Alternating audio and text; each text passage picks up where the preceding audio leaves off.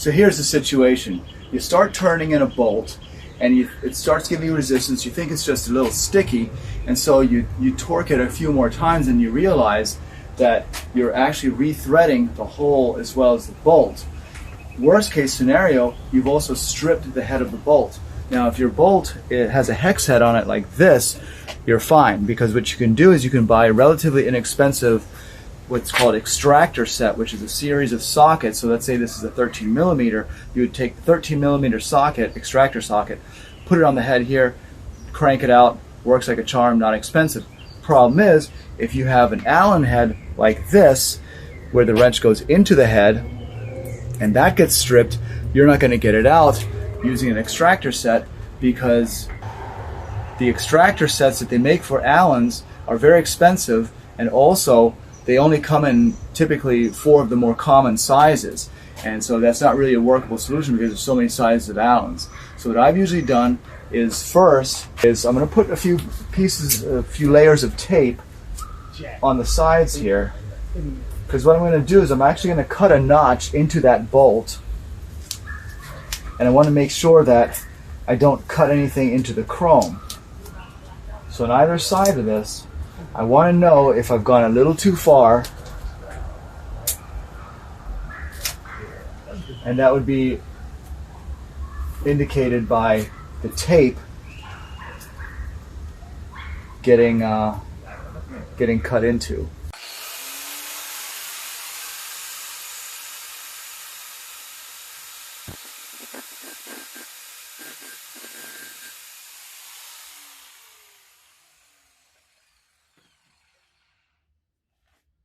And it typically doesn't take much when you're grinding to make a notch into that bolt. Alright, so now that we've got our notch created, we're going to stick a thick flathead screwdriver into the notch, and I'm going to butt my hip against it because I can't afford to have this pop out. I'm also going to pull this to me. So this pulling to me and my hip butted against it this way, I'm going to get a little bit of extra leverage by using an adjustable wrench. Now I'm going to use one hand to shove it into me, my hip going in this way, and I'm going to use the wrench to gradually start twisting it out. So we're able to extract the offending bolt. Plan A is going to be to retap that same hole with the existing threading in there, and that would allow us to get a replacement bolt of the same diameter and the same pitch and just put it right back into that same hole. To do that, we got to take out a similar bolt and figure out what the diameter is and what the pitch is. So the diameter is relatively easy. You get a vernier caliper like this, a plastic one from Harbor Freight, and then you just sort of clip it onto here, like so, and then you read the settings. This is close enough to about 1/4 inch, so this is going to be a 1/4 inch diameter bolt. And then hopefully in your tap and die kit you have this little gizmo, which is going to be called either a thread gauge, a screw gauge, or a pitch gauge. They have different names for it, but all you're trying to do is figure out the screw pattern, basically, or the threading pattern.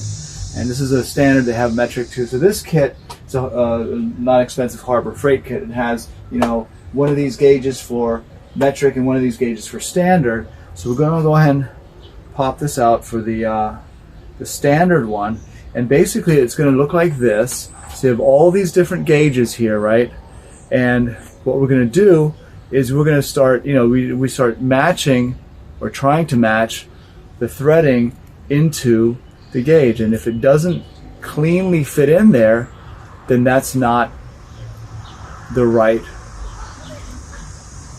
threading. So here we have the one that fits. So as I sink it in, it goes in perfectly. As I sink it in, I can rotate it around, so I'm pretty confident that this is a 20 pitch, right?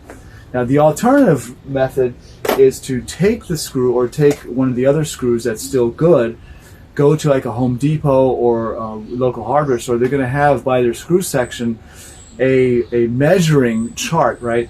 And so the diameter and the pitch, you try your screw into all these different holes. They have like a series of holes, and you try it in all of them, and then you can see, okay, this is 1/4 inch 20. That's the other way to do it. But if you can't do that, or this is more convenient, just use the gauge. So now we know what kind of screw this is, or bolt this is, and we're going to take our 1/4 inch 20 tap. All right, so these are all the taps, right, and these are all the dies, but we're just going to be tapping right now. So to use a tap, and pretty much these systems are going to be the same. You take this is the working end that has the point in it. This is the 1/4 inch 20 threading tap that we're going to use for the hole. To put this in, you have a couple options. We can use this little adapter here, and it's got the opening for the end, right? So this is the working end that has the threading on it with a pointy tip, and this is the end that's going to go in here. And sometimes you got to kind of work it in, and then we're going to tighten this down. But this is really meant for this guy that goes to this end, right? And that may not be enough leverage because you're actually physically making your own hole. So I would go with the other option, which is going to be this, right? And you can see as you tighten, right, that's the shape of it. So you can back this out, put the square piece in here, right? Tighten it up really tight, okay, like so. And now this is going to give me a lot more leverage as I'm making that new hole. Now, one thing that you got to remember, or that's actually two things. So number one, use a little bit of oil. They have special tapping oil that you can use. It's not really necessary. You can just use regular motor oil. If you have to, you can use WD-40, but I think between those two, motor oil is slightly preferable. And just kind of get it to the end. Just dip it in a little bit. You don't need a whole lot. All right. And if you're tapping for a while, you may need to reapply it. Just want to make sure I get it in all the threads. Maybe I'll give it a little bit more. And the other thing that you got to remember is you'll see that in the tap there are openings, right? So it's not a perfect screw here. You'll see there's openings in the tap. And what happens is, as you make that hole, right, you want to do like a big turn and then a little turn back. Big turn forward, little turn back. And what's going to happen is, as you turn in, you're kind of you're extracting some metal particles. Those are called chips. And so the chips are designed, or these notches are designed to accept the chips, because otherwise you could break your tap. Now you're really in trouble because your tap is stuck in the hole, right? So big turn forward, small turn back, let the chips, kind of get deposited in those little notches, and then keep going. So big turn forward, small turn back. If you're at it for a while, then just reapply some motor oil. So in this case, I actually had to remove the sissy bar from the bike because this was too long. It was hitting the rear strut. So this will give us a little extra clarity anyway. We'll put this in here, and we're going to start our tap. Big turn forward, small turn back.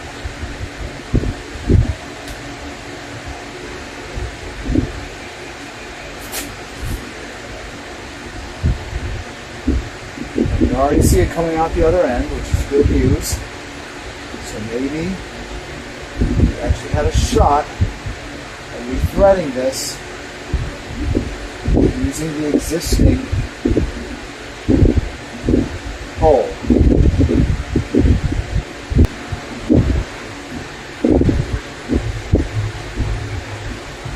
So I'll clean out the chips from my tap. Before I put it back on the bike, I'm going to test out my new bolt into this newly tapped hole.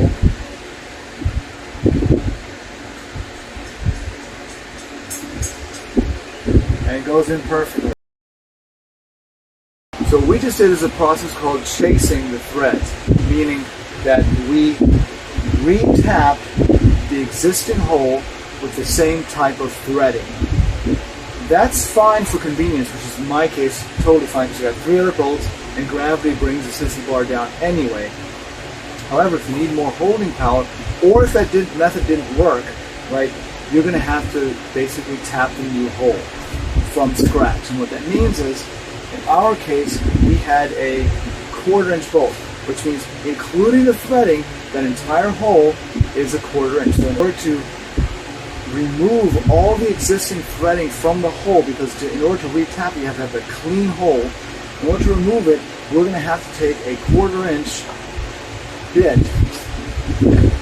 like you get one of these handy bit sets, and there's my 1/4 inch right here. I'm going to have to take this bit and I'm going to have to drill cleanly through this hole. And that means I'm just getting a clean hole there, no threading. And so if a screw diameter, including the threading, is 1/4 inch, that means in order to clean that hole, you're going to need a 1/4 inch bit. So the first step is to drill through that, and then we'd have to go up a size, because remember, if we use that same 1/4 inch tap, right, it would just slide cleanly in and out. So we have to go the next size up. So the next size up from 1/4 inch to 20 thread, and there's a chart that you can look up that has all this naming coming in your kit, is going to be 5/16 inch 18 thread. And that's the 18 thread is a more common threading that you find bolts for. So I would look in here, like, okay, well, there's my 5/16 with the 18 thread, the 18 pitch, and then I would use this one. So now, in my case, these other 3 holes are taking a 1/4 inch 20 bolt, and this one hole would take a 5/16 inch 18 thread bolt. And you'd have to keep that in mind. Or you could just drill them all out, you thread them all to 5/16 18, and then this would be the same bolts for all 4 of these. And that is basics on how you tap a new hole.